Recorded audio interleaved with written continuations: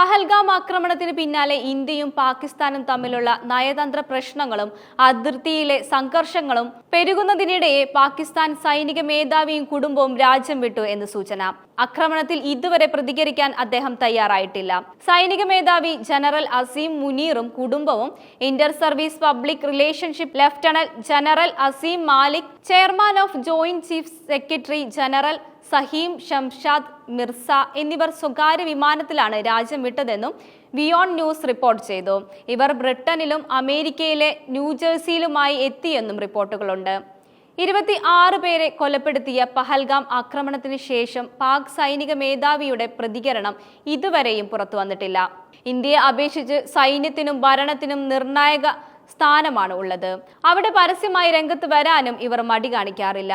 നിരവധി വട്ടം സൈനിക ഭരണത്തിലേക്ക് പോയ പാകിസ്ഥാനിൽ അടുത്തിടെ മുനീർ തന്നെ ഇന്ത്യക്കെതിരെ പ്രസംഗത്തിൽ രംഗത്ത് വന്നിരുന്നു.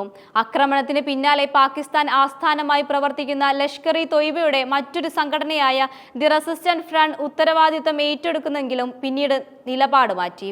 സംഘർഷങ്ങളുടെ പേരിൽ മറ്റാരോ ആണ് ആക്രമണം നടത്തിയതെന്നും ഹാക്കിംഗ് നടത്തിയതെന്നും ഇവർ പറഞ്ഞു. തങ്ങളുടെ ഡിജിറ്റൽ പ്ലാറ്റ്ഫോം ഹാക്ക് ചെയ്തെന്നും അതിലൂടെയാണ് തെറ്റായ സന്ദേശം നൽകിയതെന്നുമാണ് ഇവർ വാദിക്കുന്നത്.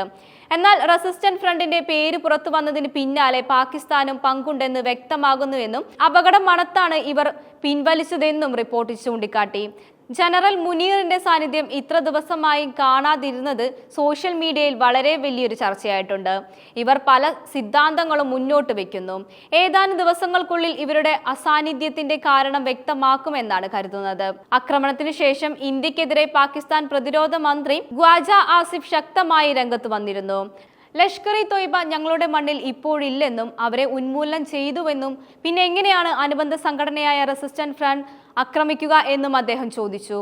ഷഹബാസ് ഷെരീഫിന്റെ നേതൃത്വത്തിലുള്ള സർക്കാരിനോട് നയതന്ത്രപരമായ സമീപനമാണ് ഉചിതമെന്നും രണ്ട് ആണവ രാജ്യങ്ങൾ തമ്മിലുള്ള സംഘർഷം നല്ലതല്ലെന്നും പറഞ്ഞു.